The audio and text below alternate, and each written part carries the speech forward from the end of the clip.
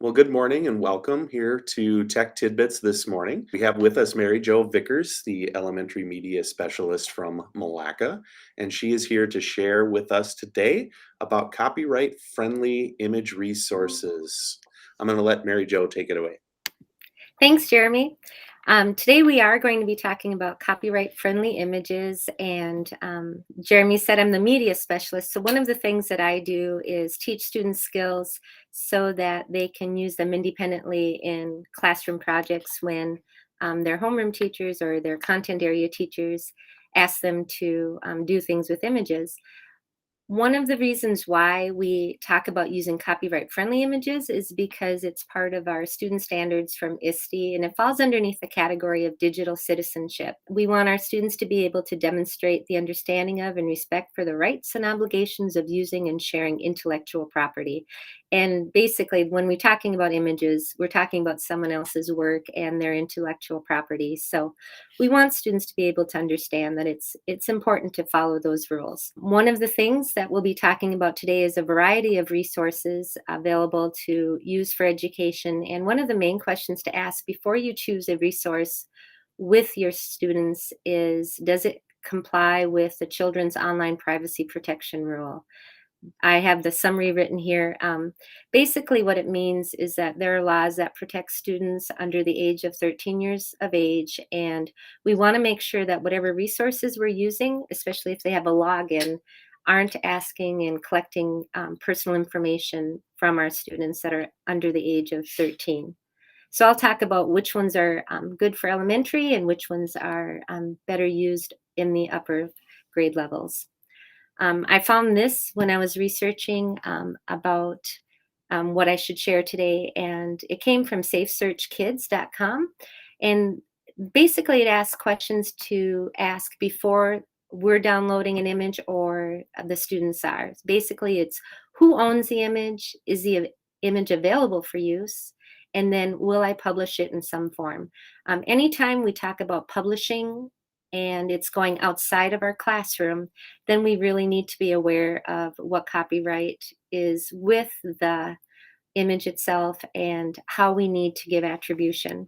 If you go to Creative Commons, the About licenses, you will find that this is an organization that has done a great job of getting access to images and creative works under copyright law that we can use in education. And they have 6 different categories that they list with their images and other works. And this is the website that would explain to you when you want to learn more about it. The ones that we use the most are going to be the ones that are Creative Commons, and then you'll see the by there. And this is the one that says that we need to give credit to the creator when we're using their image. Another one, if you scroll down all the way to the bottom, is when it says that 0 in public domain. That means that we have access to it and there is no attribution needed at that point.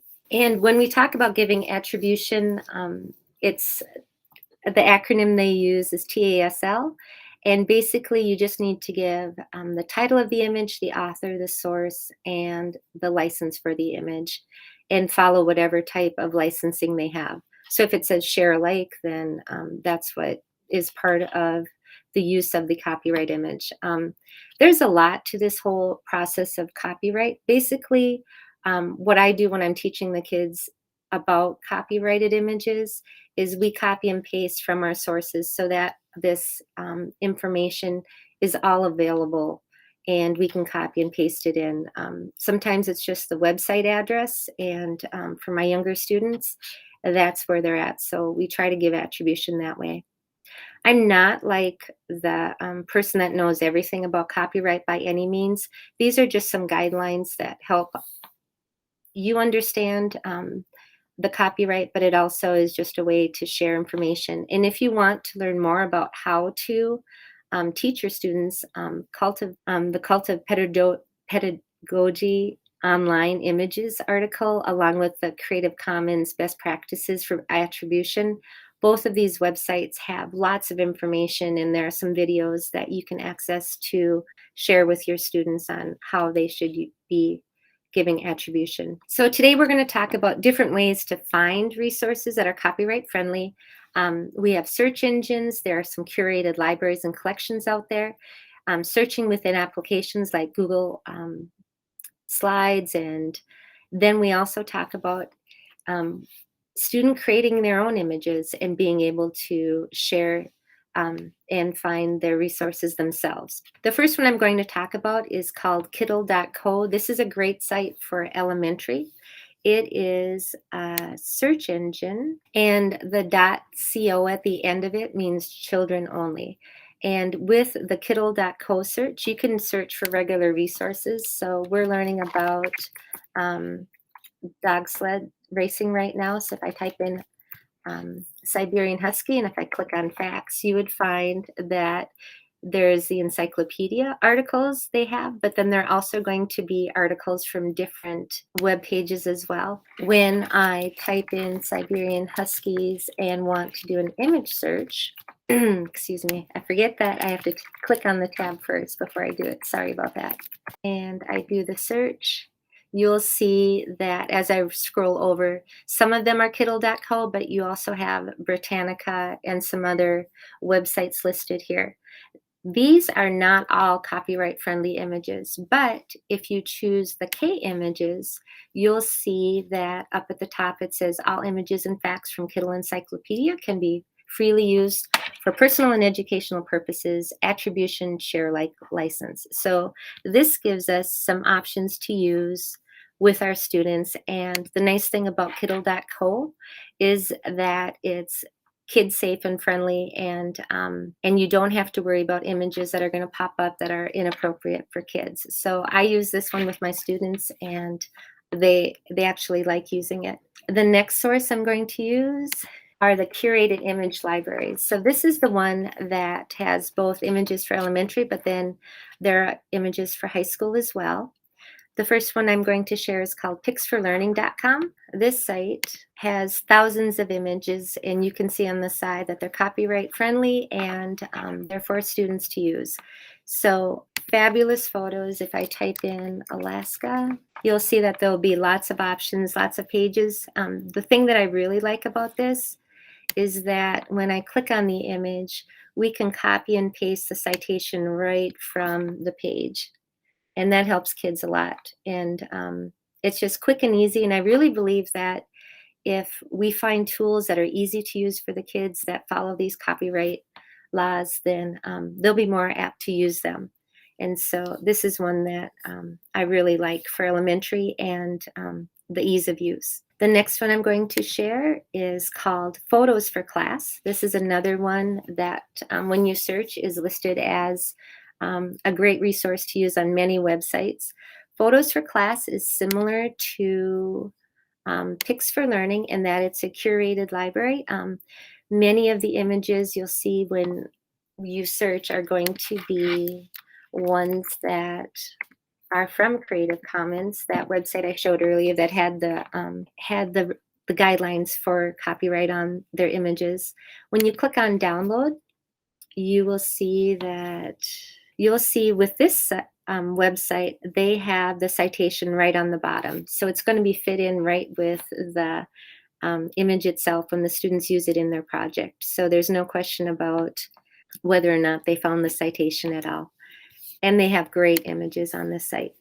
The next couple of websites are for if you're doing any type of historical research and you need to have images that are from the period. And the first one I'm going to share is called the Library of Congress. And they have a section that's called Free to Use and Reuse Sets. And they are organized by topics. So if the students need to have an image that's from World War I or something like that, you would just scroll down. I'm going to click on Free to Use Women's History Month. When you click on the image itself, you will see that the image is there. As I scroll down, they also have an area where you can simply click to cite this item, and then you can choose what style your students need to use. Another historical website is the National Archives. This is one that I haven't used personally, but Jody Johnson, the tech integrationist from Princeton, shared with me. And this one has lots of information on it. When you go to the side, this is where the still picture topics are. So when you click on it, that's how you would find the images and information about it.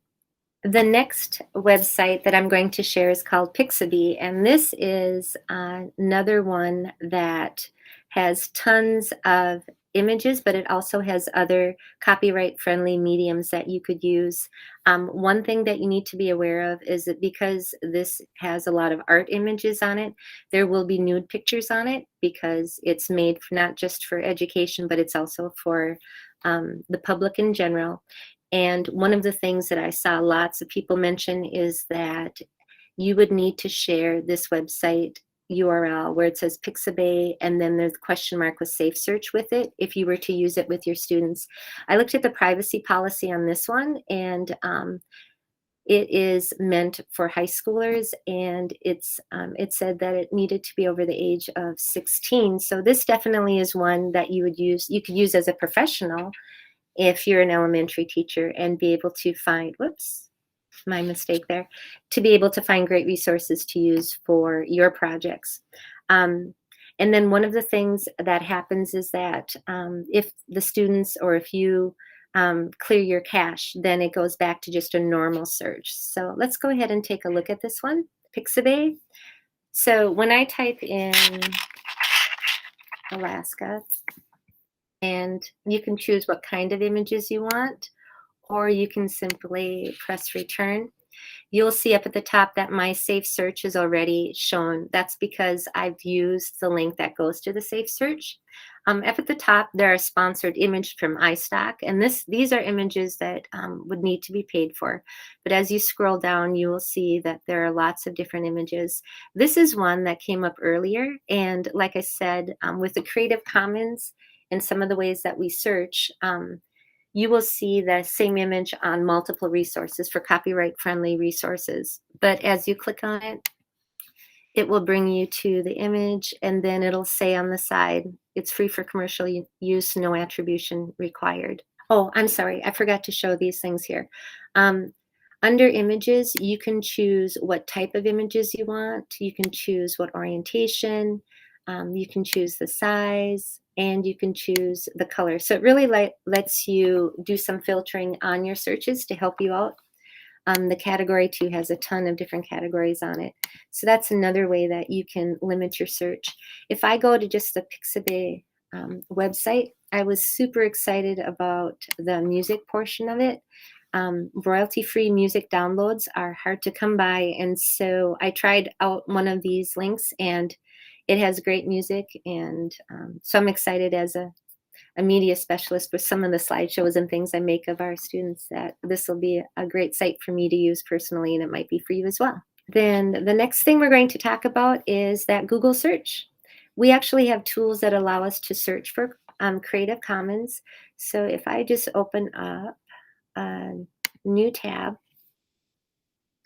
and if I do Alaska and do the search, and then if I choose to filter it by images, you would go to where it shows tools here, and you'll go under usage rights and choose the Creative Commons license. And then it will help filter out images that would be for commercial use. You still want to go to the website, but you can see the Wikimedia is listed here, and you'll see that there are some other Creative Commons. Sometimes you'll see Pixabay listed here.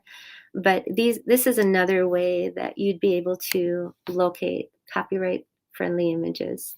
And when you click on it, if you go to the license details, then you'll know that this is one that you need to give attribution to, and it's a share alike, where the way that the material is copyrighted, you would need to share it in the same manner, so you can make a profit off of it. Then the next thing that we'll talk about is searching within the applications. So two of them that I showed are Google Apps and Canva. Canva is one that's made for older students, so I haven't used it at the elementary. I use it personally as a teacher, but Google Apps is one that we use at the elementary. And the great thing that we are able to use is what's called the Explore tool.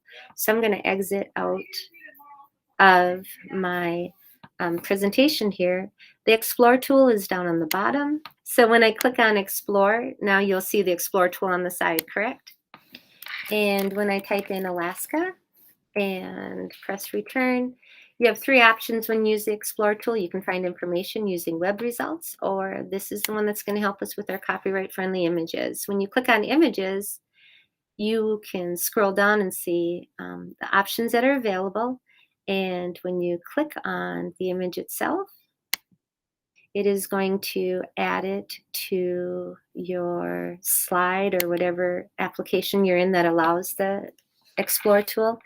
And this is the nice part about it. When you click on copy link, you'll be able to copy that right into your citation page on your presentation. The other 2 options are that you can change. You can edit the way the link is there, or if you choose to, you can remove the link itself. And sometimes that's the easiest thing for kids when they're working with the images from the Explore tool, so that they don't have so much information every time they move their mouse over the image. One of the other things that works really well is if you're looking for clip art, when you type in the PNG file type and press return, then you get the images that don't have a background with them. And, well, it's supposed to.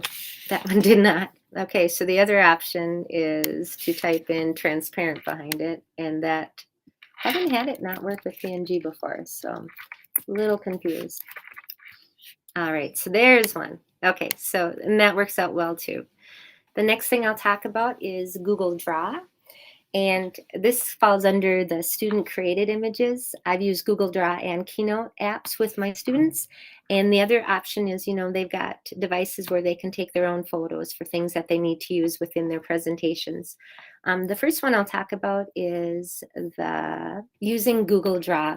If you get lots of information about what's up and coming and different projects to use with your students, you'll know that there have been some posts about creating stickers with your students, and Google Draw is a great one to use.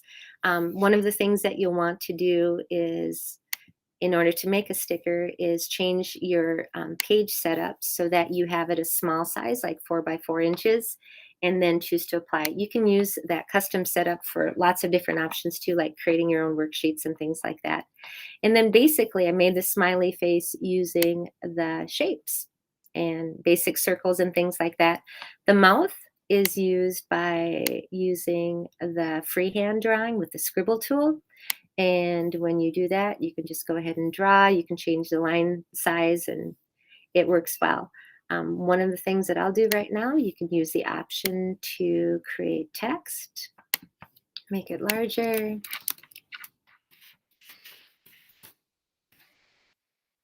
And then you can create your own sticker. All of the functions for fonts are available. And when you save it, to make it a transparent background, you are going to choose to download as that PNG file. And when you do, then that is how you are able to get these images without a background. So that's the same file that I just was working with, and students can create their own types of clip art. The Keynote app is one that's a ton of fun. Because we're an Apple school, we have iPads that our students are using, and this is an app that students can use the drawing tools to create their own illustrations. And the thing that I like about the Keynote app is that we can actually animate their line drawings. So it'll look like, when the slide is presented, that the students are drawing the image themselves. The example that I'm sharing here is actually student artwork that was inspired by the videos Lunch Doodles with Mo Willems. He happens to be the artist in residency at the Kennedy Center right now, and there's a whole library of different videos that he did. And instead of looking for clip art, we did an author study on Mo Willems, and instead of looking for clip art, then we used his drawing lessons to help create. Now, this isn't something we published outside of the classroom. It simply was on their iPads and then they shared it with me. So it wasn't like sent out and posted on our website or anything like that. The fun thing about the Keynote app is that the line drawings can be animated, like I said, but then you can export them out as an animated GIF or a movie file. And so the kids were super excited about how they turned out. And it was just another way of teaching them another skill with their drawing.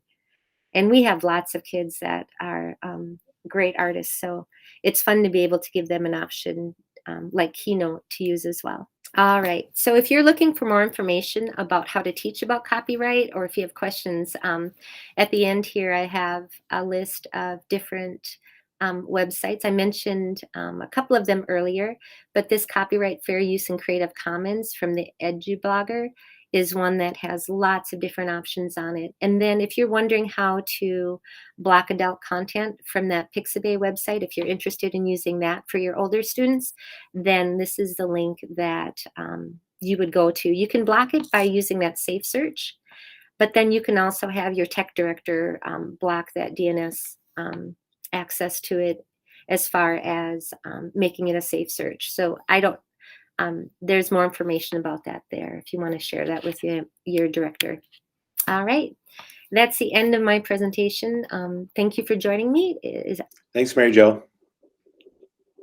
Thank you.